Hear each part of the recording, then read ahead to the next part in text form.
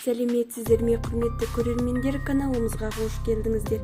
Әлемдегі және Қазақстандағы жаңалықтарды алғашқылар қатарынан біле отырғыңыз келсе, арнадағы подписация және бір ғана лайк түймесін баса отыруды ұмытпаңыздар. Ал ендеше бастадым. Қазақстан және Тәжікстан астаналары арасында тікелей рейс ашылды.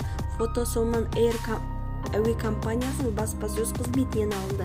2024 жылы 2 сәуірде Қазақстан мен Тәжікстан астаналары арасында тікелей тұрақты рейс ашылды. Рейс ашылуының ресми тұсаукесеріне Азаматтық авиация комитетінің төрағасы Салтанат Томпиева қатысты. Астана-Душанбе бағыты бойынша ұшулары Somon Air әуе компаниясы аптасына 2 рет, сейсенбі жұма B737 үлгісіндегі әуе кемесінде орындайтын болады. Әуе бағытының іске қосылуы Қазақстан мен Тәжікстан арасындағы сауда-экономикалық, іскерлік, инвестициялық және туристік ынтымақтастықты одан әрі дамытуға ықпал етеді.